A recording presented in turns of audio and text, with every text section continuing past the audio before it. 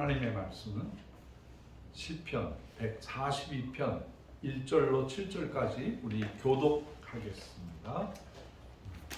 제가 가진 성경으로는 905페이지입니다.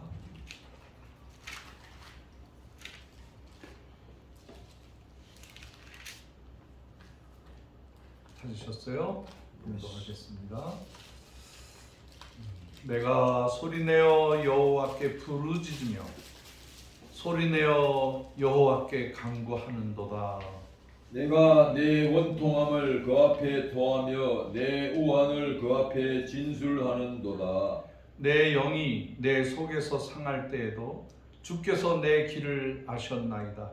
내가 가는 길에 그들이 나를 잡으려고 올무를 숨겼나이다. 내 우편을 살펴보소서. 나를 아는 자도 없고 피난처도 없고 내 영혼을 돌아보는 자도 없나이다. 여호와여, 내가 주께 부르짖어 말하기를 주는 나의 피난처시요 살아있는 자들의 땅에서 나의 분깃이라 하였나이다. 나의 부르짖음을 들으소서. 나는 심히 비천하나이다. 나를 핍박하는 자에게서 건지소서.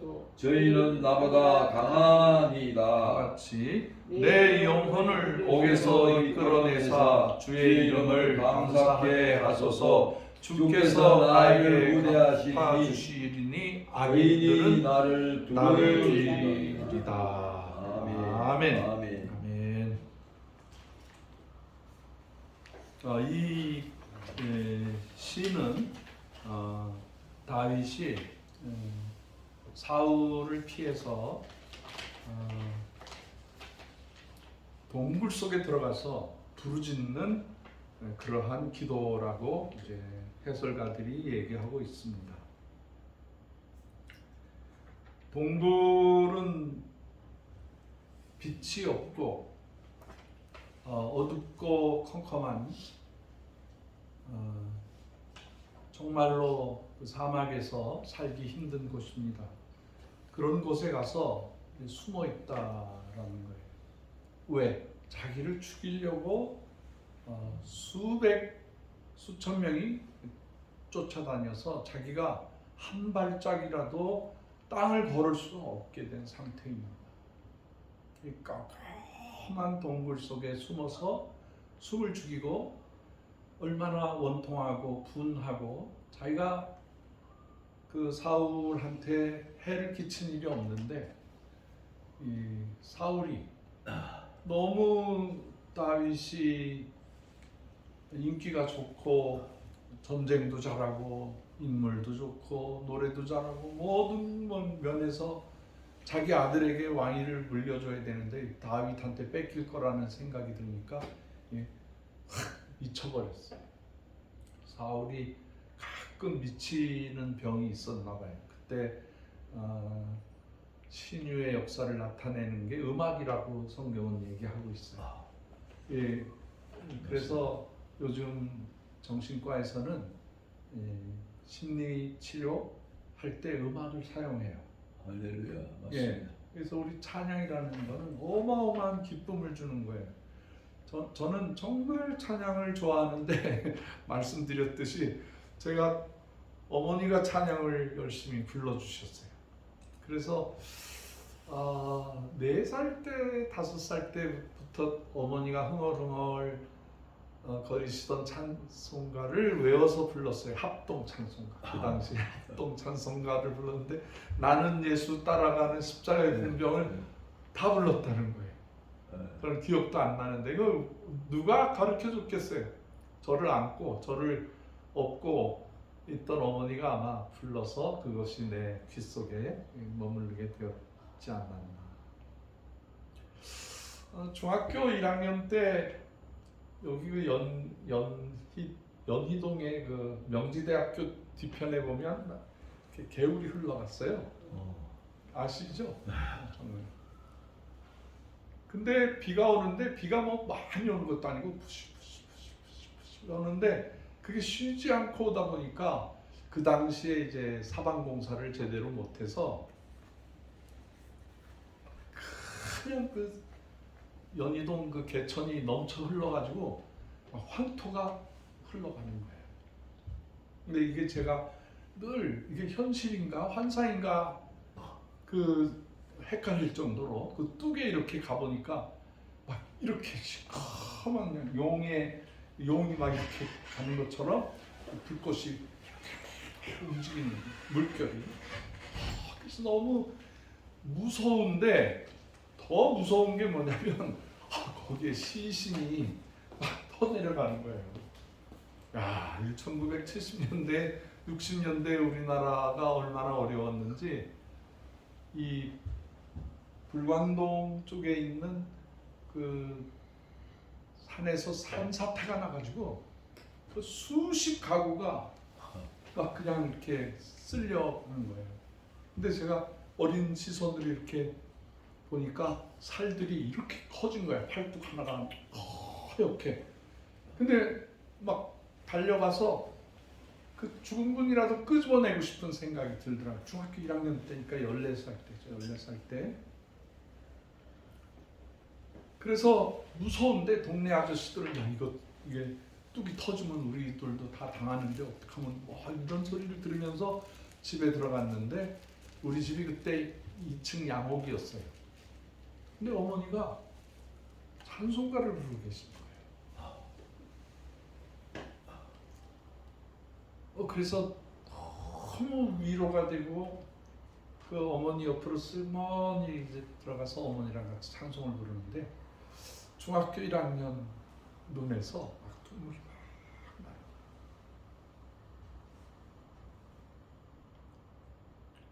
어머니의 신앙이 참 훌륭하다 그런 생각을 했어요. 온 세상이 휩쓸려 나가는 그 무지막지한 그 상태에서 어머니는 찬송을 부르고 계신다. 그런 어머니가 너무 고마웠던 거예요. 14살이면요 철이 다 들었어요. 그리고요 세상 돌아가는 거 다 알아요. 더군다나 저는 성령 충만 환상을 많이 봐서 그 선생님 가르치는 선생님 속도 이렇게 꿰뚫어 보고 선생님들이 와서 형수야 이거 어떻게 하면 좋냐 하고 물어봤어. 그 거꾸로 된 거죠. 학생이 선생님한테 가서 상담하고 문제를 해결하고 해야 되는데 제가 그때 삼각산에서 이미 성령의 충만함을 받아서 이렇게 사람을 보면 다 보이는 거예요. 용서하고 들으세요. 그건 개인적인 체험이니까 꼭 정답이라고는 말할 수 없어요. 그분의 과거가 보이고 현재가 보이고 미래가 보이는 거예요. 그래서 그때 어머니의 그 신앙이 저한테 들어왔는데 야 나는 아이들에게 유산을 넘겨주는 것보다는 찬양하고 또 찬송하고 또 찬미하는 그런 신앙을 물려줘야 되겠다. 그래서 어머니에게 약속을 해요.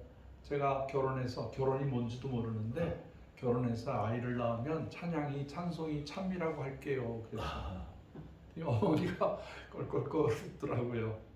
근데 그게 현실이 됐어요. 현실이. 환난과 말할 수 없는 무서움이 닥쳐올 때 찬송하고 다니는 거예요. 중학교 2학년 때 제가 영적인 체험이 많은데 보이스카웃을 했거든요. 이제 보이스카웃에서는 스카웃 대원들에게 담력을 심어주려고 밤 11시서부터 새벽 2시까지 귀신놀이를 해요. 그래서 물건 하나를 이렇게 주고 그걸 저기 가서 그 말이 어디냐면 무덤 사이에 들어가서 몇 번째 무덤에 가서 그렇게 놓고 오라는 거예요. 그럼 다 그냥 파죽음이 되는 거죠. 그렇지만 이제 가야 된다는 생각으로 가는데 저는 무섭죠. 저도 똑같은 심성을 가지고 무서운데 찬송을 냅다 부르고 갔어요. 그리고 이제 그걸 탁 놓고 뒤돌아서면 그 보이스카웃 그 지도 선생님들이 뒤에서 하면서 이제 놀려주는데 저는 뒤를 돌으면서 사탄아 그러니까 선생님이 뒤에서 나가서 빠져버렸어. 선생님들이. 그래서 선생님들 사이에 그 회자가 된 거예요. 저 녀석 저거 앞으로 목사 될 거라고. 그러니까 사망의 음침한 골짜기로 다닐지라도 무섭죠. 아골 골짜기라는 거는 사람이 죽어서 뼈다구가 그냥 가득 찬 그건데 그 사이에 갈지라도 두려워하지 아니할 것은 주께서 나와 함께 한다는 믿음이 있기 때문에 그래요. 어린아이도 그런 믿음이 있어요. 그래서 제가 사우디아라비아로도 선교사로 가고 또 그 당시에 망해서 쩔쩔매고 있는 러시아에 들어가서 그 사람들하고 같이 살았어요. 아유, 그때 러시아는요, 91년도 러시아는요, 나라가 완전히 뒤죽박죽, 길거리에서 사람들 죽어가고요, 물에 빠져서 죽은 사람 보면 술병을 쥐고 있고요, 집안에 불이 나서 들어가 보면 바닥 전체가 술병이고요, 그 술이 불을 일으키고 그 술이 사람을 죽이는 거예요. 그 술 중에 두 종류가 있어요. 하나는 증류 살 때 화학적으로 나오는 메틸 알코올이 있고, 그 다음에 사람이 좀 먹고 뭐 여러 가지로 도움을 줄 수 있는 게 에틸 알코올이에요. 근데 에틸 알코올이 떨어지니까 메틸 알코올을 사람들이 먹어서 그 당시에 우리 교회 다니는 막 이제 예수 믿고 들어온 사람들 그 수준이 평균 남자 수명이 42세였었어요. 남자들이 그 술을 먹고 다 죽어버리는 거예요. 그러니까 뭐 러시아에서도 알코올 걸린 여성들이 많아가지고 자손들이 지금까지 알코올 중독자로 살아요. 그게 이렇게 DNA로 내려가더라고요. 이 마약을 먹는 사람들도요, 마약이 자기 때에서 끝나는 게 아니고, 그래서 임신하거나 아이를 키울 때 마약을 먹거나 그러면 그 아이도 마약을 먹게 돼요. 어떤 사람들은 뭐 조상의 죄가 이렇게 흘러 내려오기 때문에 그거를 끊어야 된다라고도 말을 하는데, 이건 뭐 임상적으로나 정신과적으로나 사람의 몸의 DNA로 그게 그렇게 되게 돼 있어요. 저주는 저주받게 돼 있어요. 저주 받은 사람이 살면 그 땅이 저주가 돼버리는 거예요. 북한 사람들이 왜 굶어 죽고 그 고통을 당하고 지금도 그렇게 사느냐? 그 저주받은 사람들이 이 세계는 이렇게 지구에 축이 있는데 지구의 축이 이렇게 북극과 남극으로 이렇게 축이 돼서 이게 돌아가는 거예요. 그래서 태양 쪽으로 많이 가게 되면 여름이 되고, 태양에서 멀어지게 되면 그게 겨울이 되는 거죠. 그래서 지구의 축, 우리가 사는 이 주의 동사의 지축이에요. 지축. 이 지구의 축이에요. 여기 중요한 땅이에요. 어떻게 그 많은 이름 중에서 지축이라고 그랬는지 모르겠어. 그래서 영적으로 분류하면 이 악의 축이 있어요. 악도 창세기에서부터 내려오는 그 뱀의 세력, 사탄의 세력, 그 루시퍼의 그 세력이 주님이 다시 재림할 때까지 그 세력이 있어요. 그리고 선한 하나님의 축이 있어요. 근데 이제 정치가들은 그 악의 축을 첫째로 어디를 얘기하냐면 이란이라고 그래요.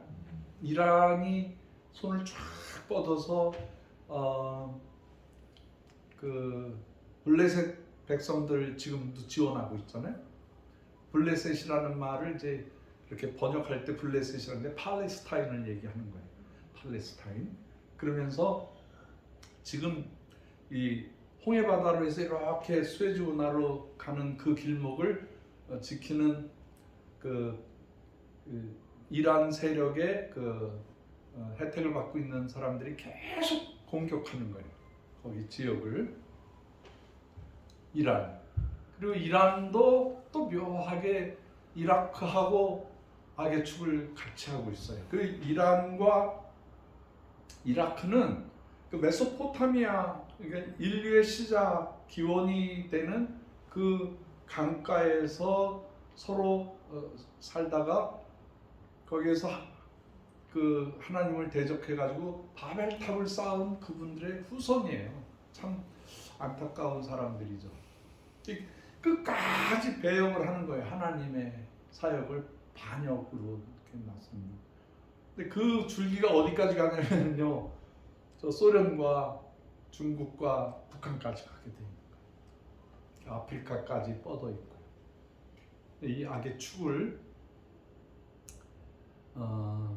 이것을 해치기 위해서, 이 악의 축을 끊기 위해서 우리 한국 교회와 모든 하나님의 교회들은 선교하는 거예요.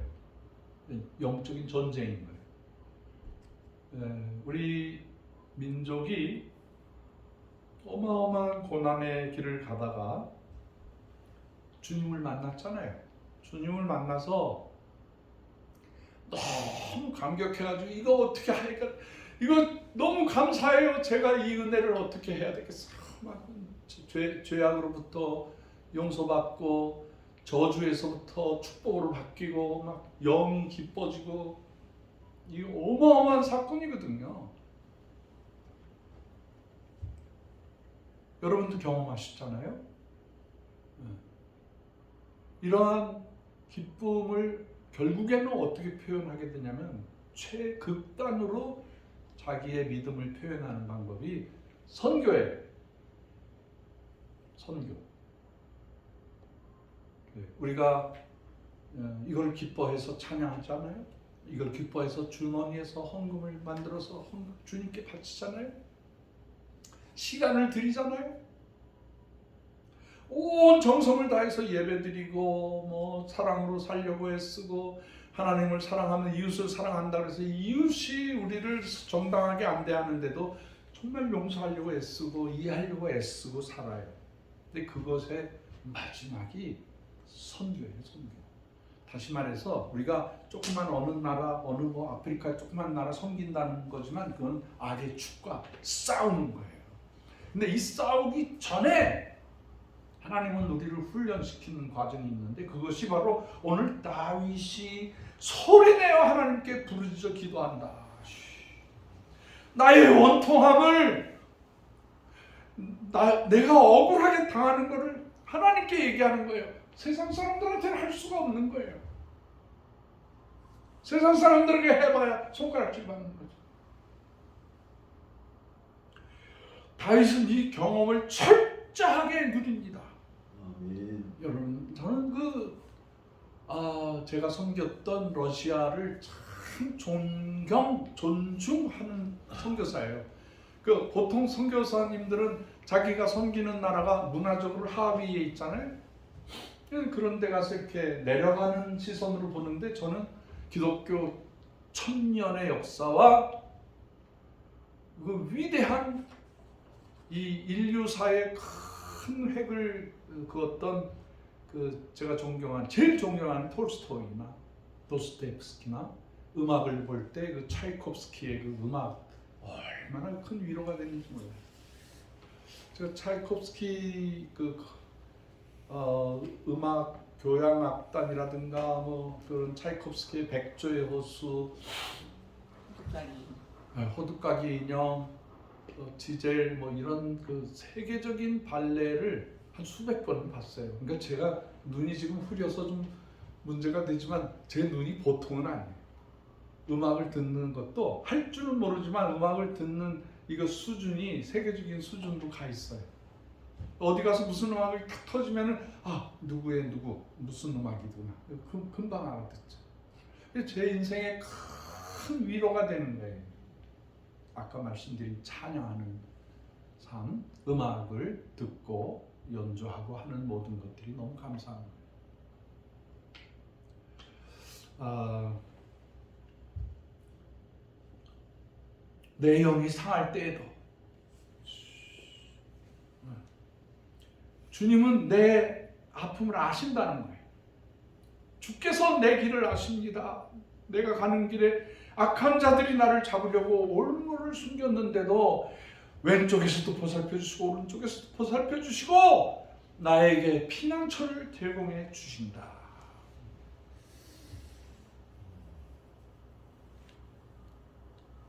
우리가 훈련 받을 때 사람을 죽이려고 하는 건 아니에요. 하나님께서 하나님의 사역을 감당할 때 여러분들에게 많은 훈련을 요구하세요. 그게 언제까지냐? 주님 나라 갈 때까지예요.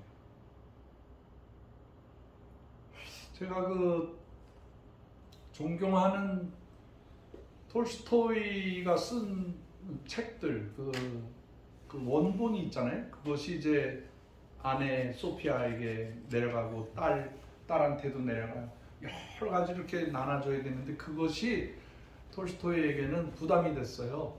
그래서 이런 것들이 자손들이 싸우는 저게 되면 안 되겠다. 13명 자녀가 있기 때문에. 그래서 이거를 빼치카가 러시아 말이에요. 난로라는 뜻이에요. 군대에 가면 지금도 빼치카 그러는데 거기에다가 자기 오리지널 원고지를 한 장씩 틱 하면서 다 삶을 정리했어요. 나이가 70이 넘어가면은요 자기도 모르게 삶을 정리하게 돼요. 근데 이제 부끄러운 것들을 제일 먼저 정리하는 거죠. 잊어버려야 되잖아요. 그러니까 그 근거들을 다 없애게 되는데 거기에 전쟁과 평화의 그 오리지널 뭐 여러 가지 그 기가 막힌 글들을 다 태우는데 어떤 걸 이렇게 넣었다가 이건 안 돼. 그러고 꺼냈어. 불 속에서 꺼냈어. 딱 하나. 그게 제목이 하나님은 아신다. 그러나 천천히 말씀하신다. 그런 단편 소설이. 그래서 저는 이거를 이게 짧은 단편이지만 톨스토이의 백미구나. 톨스토이가 생각하는 삶의 가장 중요한 내용이구나. 그거 제가 짧게 설명해 드릴게요. 아주 노래도 잘하고 놀기도 잘하고 뭐 싸움도 잘하는 한 청년이 살고 있다가 장사를 했어요.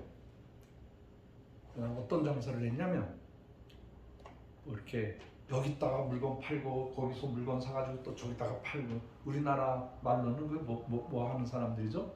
보따리 장사. 응? 보따리 장사.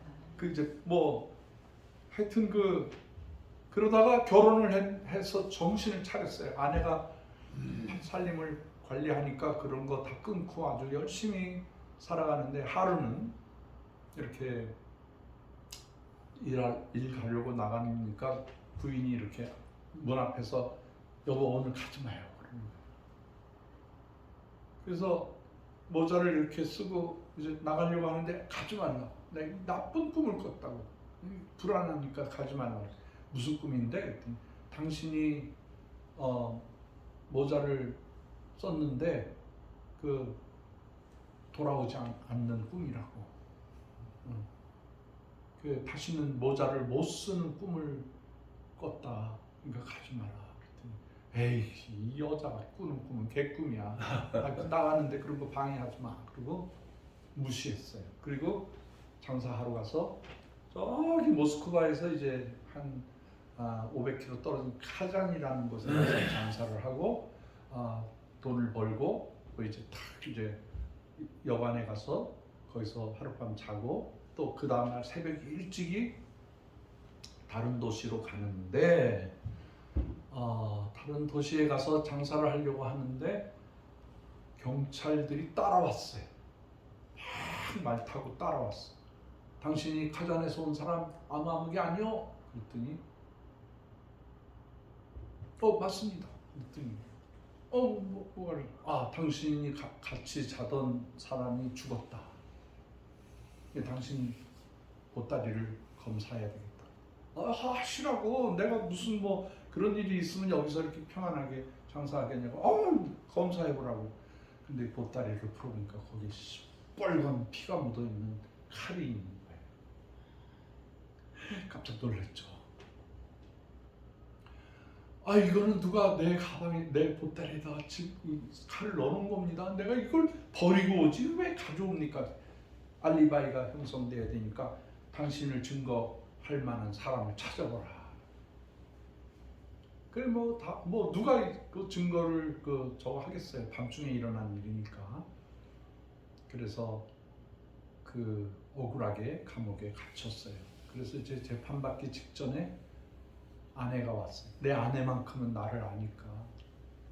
아내가 탁 왔는데 막 흐느껴 우는 거예요. 막 울더니 아무도 없는데 남편 귀에다 대고 당신이 진짜 그랬어? 그렇게 물어보는 거예요.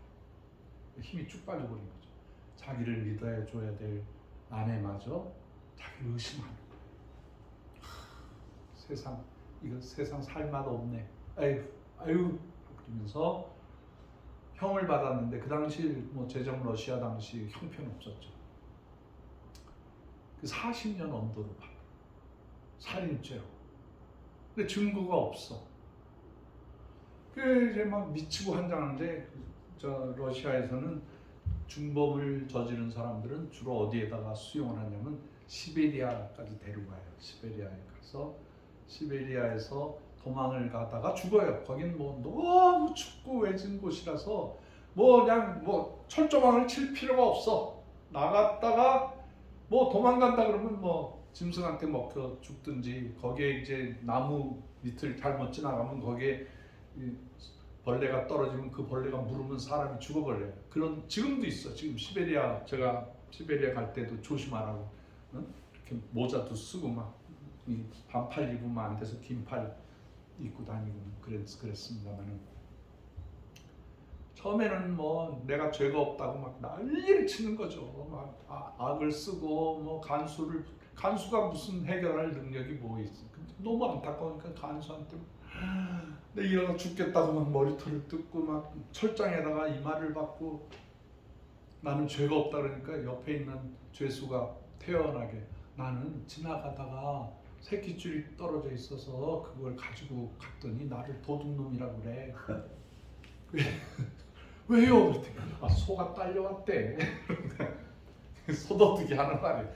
거기 죄진 사람이 하나도 없어. 전부 죄 없다고 하니까. 이 사람이 막 복통이 나고 막 그러다가 이제 삶을 이제 포기할 때쯤 돼서 어느 아주머니들이 와가지고 노래를 불러주는 거예요. 근데 이 노래가 너무 좋아가지고 그 노래 듣고 싶어서 아주머니들이 와서 노래 부르면 거기 가서 듣고 하는 얘기를 들어보니까 자기랑 비슷한 사람 얘기를 하는 거야. 자기랑 아주 비슷한 사람, 억울한 사람, 선한 일을 하고 치유하고 뭐 여러 가지 뭐 좋은 일을 하신 그분 얘기가 꼭 자기 같은 느낌. 그래서 그분의 마음을 듣고 그분들이 다른 책은 볼 수가 없게 하거든요. 딱 작은 쪽복음 하나 읽을 수 있게 하는 거예요. 도스토옙스키가 그 억울한 일을 당해서 시베리아로 유형을 갔을 때 아무것도 읽을 수가 없었어요. 쓸 수가 없었어요. 그런데 성경만 보게 해. 그래서 그분이 요한복음을 다 싹 외워버려요. 그리고 자기가 써야 될 모든 그 소설을 머릿속에 차곡차곡 입력을 시키고 글자 하나 못 쓰게 하니까 그래가지고 추록을 해서 소설을 완성해가지고 위대한 작가가 됐잖아요. 하여튼 그런 절망적인 분위기에서 그분이 자기랑 비슷한 청년을 따라가는데 그분이 바로 예수님이셨어요. 네. 그래가지고 예수님이 마음속에 들어오고 나니까 이분의 얼굴이 예수님처럼 바뀌기 시작했어요. 머리도 이렇게 수염도 이렇게 나고 말도 천천히 사람들을 사랑하는 그런 단어로 바뀌고 그러니까 감옥에 성자라고. 근데 어느 날 그 감옥에 어떤 새로운 신입 죄수가 왔는데 이 죄수가 너는 무슨 죄를 저질렀느냐 그랬더니 그래서 그냥 음흉하고 악한 얼굴 가지고 내가 옛날 말이야 이 정도로 했어. 어떤 저 장돌뱅이 가 돈을 많이 벌어서 내가 그 사람 그 주인 거기에 있는 사람을 죽이고 그 장돌뱅이 속에다가 내 칼을 집어넣고 나는 살다가 잡범으로 왔다고 막 자기 죄를 자랑하는 거야. 그러니까 이놈이었구나. 그러니까 억울한 죄인을 존경하던 모든 죄인들이 저놈이었구나 하고 막 다단 너 때문에 이 영감이 지금 30몇 년을 지금 고통당하고 있다. 막 두들겨 패기 시작하는 거예요. 응? 자기들도 막 화가 나니까. 그러니까 이 노인네가 그러지 말라고, 지금 때린다고 문제가 해결되냐고 그 사람을 이렇게 덮어. 자기가 그렇게 변한 거예요. 자기의 원수를 도리어 감싸주면서 나를 때려라. 이 사람 아직 젊지 않네. 그러면서 자기를 이렇게 고통으로 몰아넣은 사람을 용서해 주는 거예요. 그래서 동네 그 간방에 있는 사람들이 간수를 불러서 저놈이 진범이라고, 이 사람.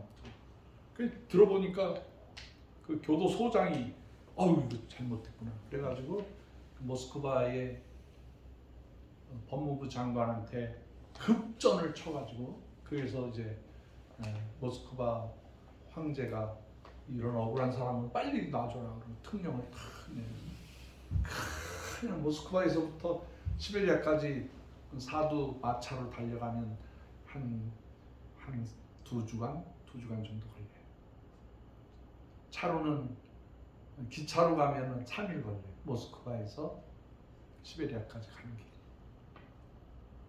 비행기로 가면 요즘에 한 4시간이면 갈 수가 있죠. 그래서 칙령, 쇼셰비치, 그 사람의 이름이에요. 쇼셰비치, 너는 죄가 없으니 오늘부터 자유인이다. 나와라. 번호를 부르는 게 아니고 이름을 불러주면서 나오라. 그러니까 쇼셰비치가 하나님은 진실을 하시는데 천천히 말씀하시는구나. 그리고 거기서 심장마비로 죽어.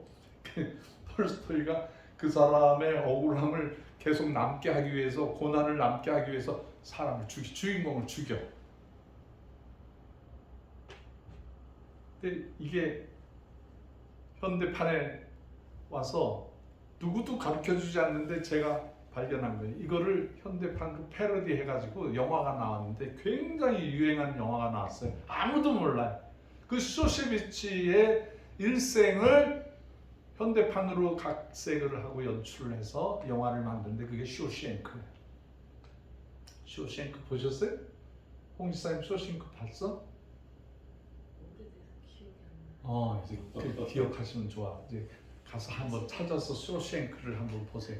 그 쇼생크가 억울하게 감옥에 갇혀서 그냥 저거 하다가 이제 탈출을 하는 거예요. 근데 그거를 어디서 따왔냐면 그 작가가 그 톨스토이의 그 하나님은 진실을 아신다 그러나 천천히 말씀하신다. 제가 러시아에서 30년 살은 좋은 열매예요. 이거 아무도 이걸 연결시킨 사람은 없어요. 우리 장 집사님이 그걸 한번 패러디해서 좀 써먹으세요. 자, 다윗은 주는 나의 피난처시오. 나를 핍박하는 자들로부터 나를 건져주세요. 그 자기를 핍박하는 사람들은 더 강한 분이 하나님이라는 걸 알고 있었어요. 자, 인생은 고난이 필요할까요? 필요하지 않을까요? 고난 없는 사람이 있을까요? 없을까요? 없어요. 이게 여러분 이 진리를 아셔야 돼. 예수님도 구원할 때 십자가에 못 박혀 돌아가실 때 고난을 사용하셨어요. 하나님도 우리를 구원하시기 위해서요 고난이라는 방법을 사용해 주셨어요. 나를 핍박하고 나를 나쁜 말로 말하고 내가 갈 데가 없을 정도로 가족도 나를 이해하지 못하는 철저한 외로움 속에서, 원통함 속에서 살 수 있어요. 네, 그것이 어디로부터 온 거냐? 사탄으로부터 왔지만 근본적으로는 하나님께서 여러분을 사랑하셔서 구원해 주시기 위해서는, 그래서 부르짖으라고 그러시는 거예요.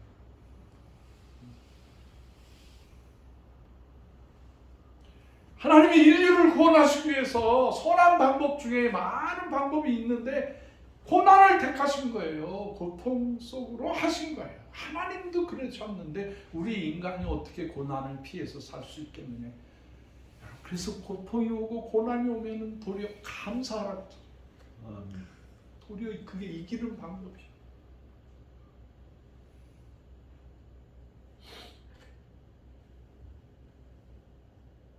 내 영혼을 옥에서 이끌어내사 주의 이름을 감사하게 하소서. 그 말이에요. 고통이 오고 환란이 오고 내가 하려고 하는 모든 일이 안 될 때, 억울할 때 하나님께 감사하는 거예요. 그러면 세상을 이기는 거예요. 요셉이 그랬어요. 요셉이 감옥에 들어가서 그 어려울 때도 하나님을 원망하지 아니하고 감사함으로 받아들이니까 하나님 은혜를 계속 주셔서 애굽의 총리가 되도록 만들어 주셨잖아요. 한민족은요, 고난의 연속이었어요. 우리 근대사를 봐도 우리는 억울하게 동족끼리 싸움을 했어요. 그리고 타민족에게 강점당해서 고통을 당했어요. 우리나라 5,000년의 역사로 본다면, 문자의 역사로 5,000년을 본다면 우리가 침략을 998번을 받았다고 그래요. 제가 이민 갈 때 국가에서 이민하는 사람들 그 당시에는 그 교육을 시켰어요. 소양 교육. 북한 사람 만나면 안 된다. 그런 교육을 시켰어요. 그리고 우리 민족은 은근과 끊기로 고난을 이긴 민족이다. 그래서 여러분 해외에 가서 살 때 고난을 이겨내라. 그런 훈련을 시켰어요. 국가에서. 제가 사우디 갈 때도 그런 교육을 받고 갔어요. 우리 민족은 고난을 알아요. 근데 그 고난이 끝이 없네요. 어쩜 이렇게 힘들게 하나님이 우리 민족을 이렇게 하시는지, 이만하면 풀어줄 때가 됐는데도 이렇게 또 광화문에 나가시는 분, 시청에 나가시는 분 되게 많잖아요. 또 우리 강 목사님이 기도 중에 말씀하셨지만은 그 이번에 경상남북도에서 얼마나 그 큰 불이 났어요. 그 MC들이 그러더라고요. 역대급이라는 거예요. 역대급. 처음 이렇게 어려운 일이 생겼다는 거예요. 이렇게 불이 나서 뭐 수십 명이 죽고 사상자가 나고, 화재민이죠. 화재민이 얼마나 많이 났어요.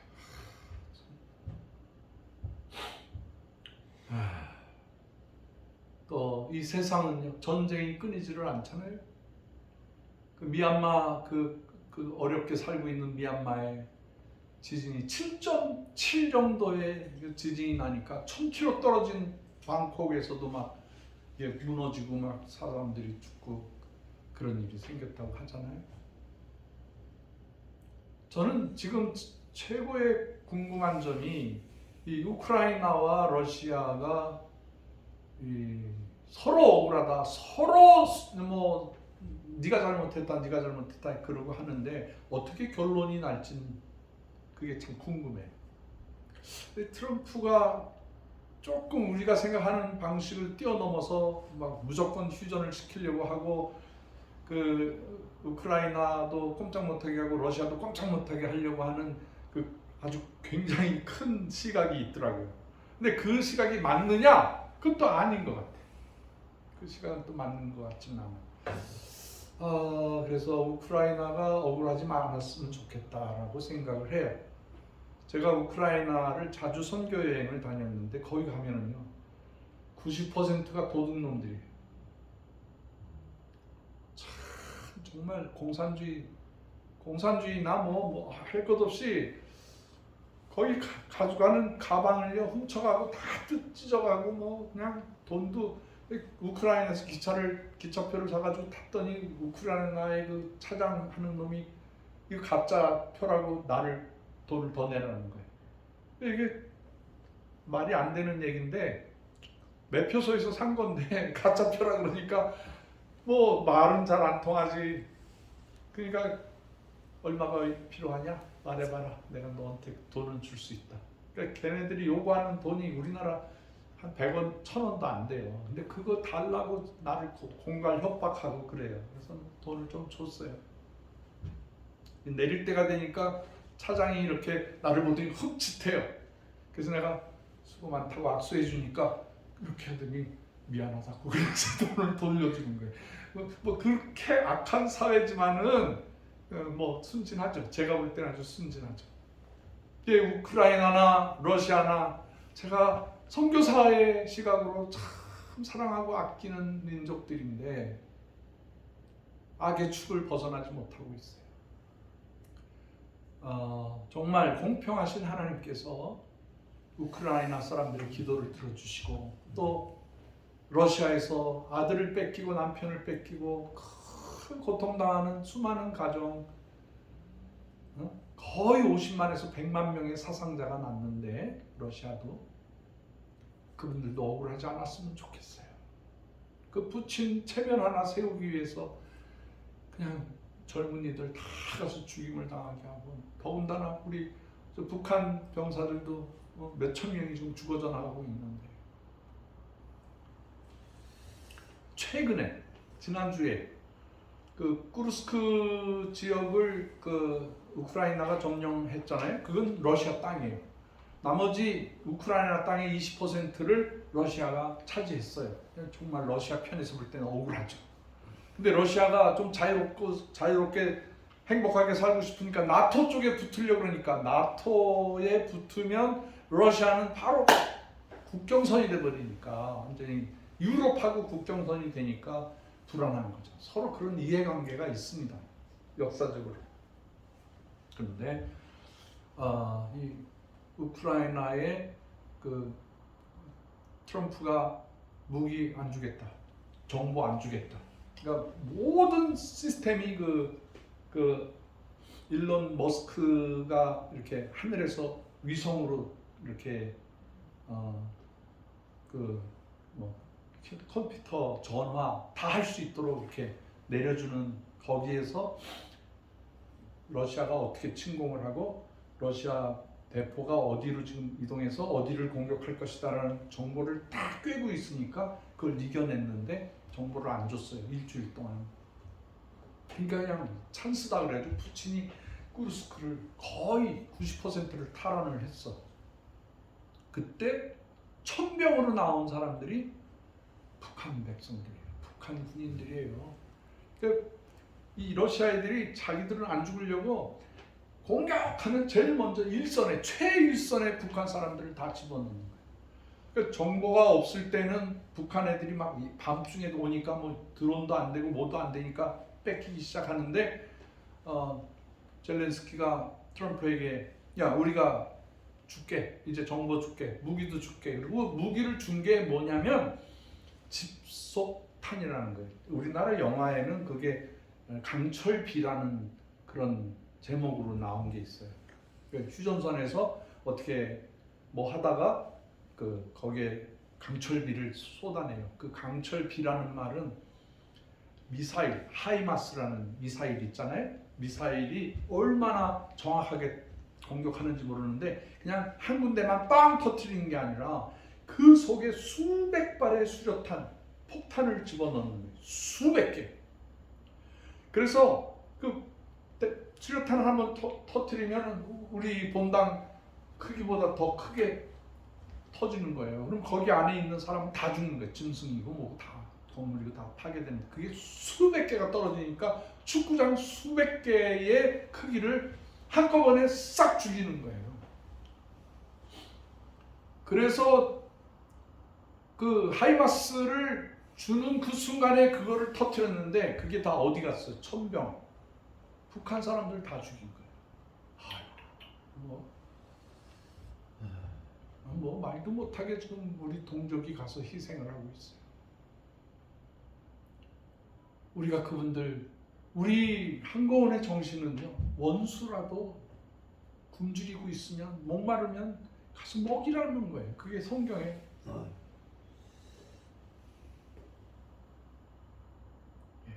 우리 북한 백성이 원수는 아닌데 지금 사탄의 악의 축에 속해 있기 때문에 원수가 돼서 우리가 이게 70년이 넘게 이렇게 살고 있는데 어떻게 해서든지 우리 한국의 작은 소망이 그 북한 백성들 통일 전까지 굶어서 죽게 하지는 말자.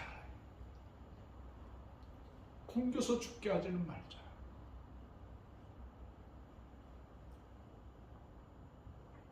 엊그저께 꿈에 강 목사님이 뭘 좋은 도구를 가지고 뭐예요 목사님 그랬더니 이거 낚시 도구예요.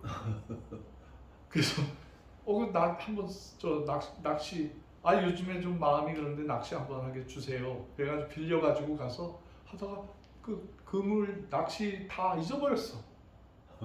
그래가지고 막 꿈에 애통 하고 이거 강 목사님도 아끼는 건데 내가 이걸 잊어버렸네. 이거 어떻게 하면 좋나. 그러다 깼어. 응. 그냥 지나가는 개꿈인데 강 목사님이 거기 나타났어.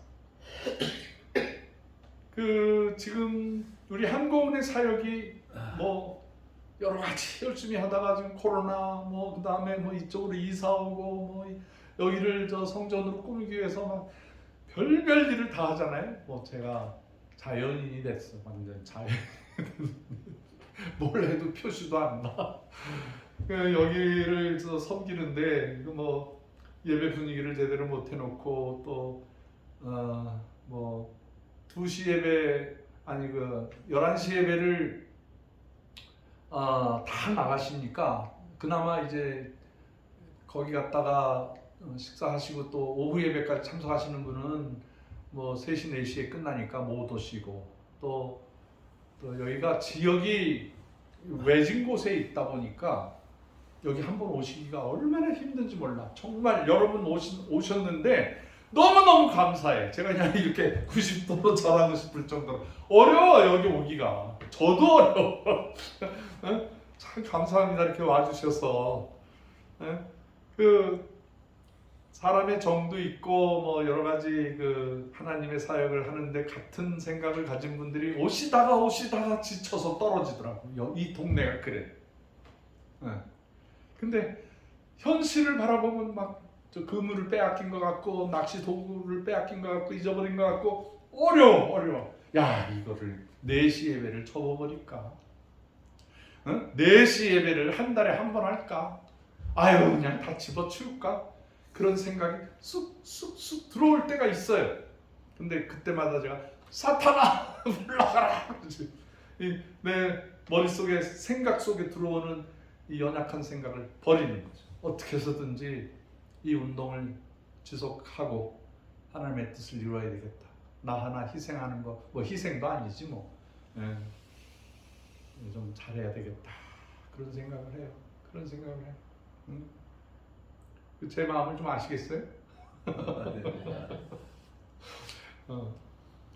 인간이 마지막 가장 힘든 바닥에 이제 동굴 속에 동굴 바깥을 빛을 봐야 되는데 어둠만 보일 때가 있어. 어둠만 보이고 지치고 억울하고 속상하고 그냥 그런 여러 가지 생각이 있더라도 이거 하나님의 뜻이다.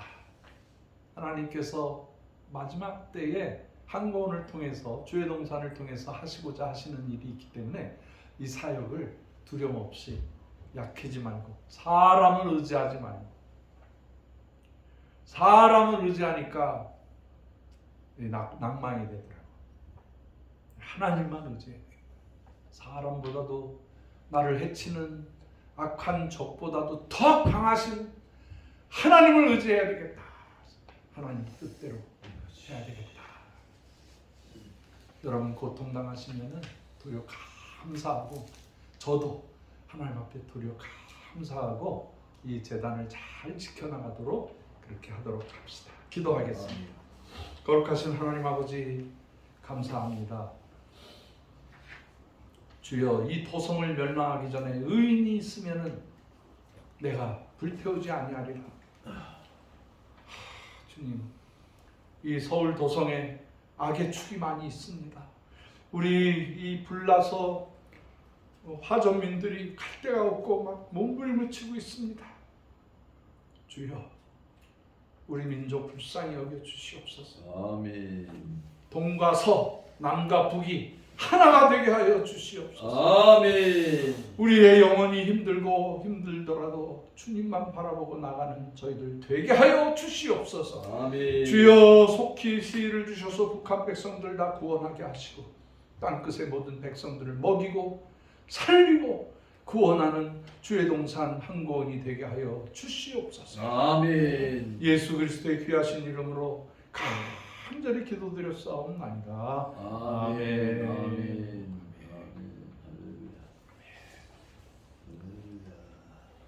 우리 헌금 기도를 우리 홍성진 권사님 나오셔서 해주시면 감사하겠습니다. 우리 찬송가 292장 1절과 4절만 보겠습니다.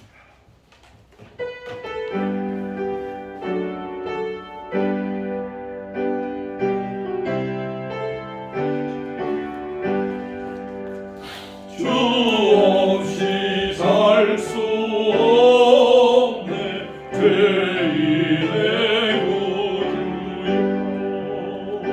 거기한 고백 피로 날 구속하소서 고도의 사랑으로 흘리신 보혈이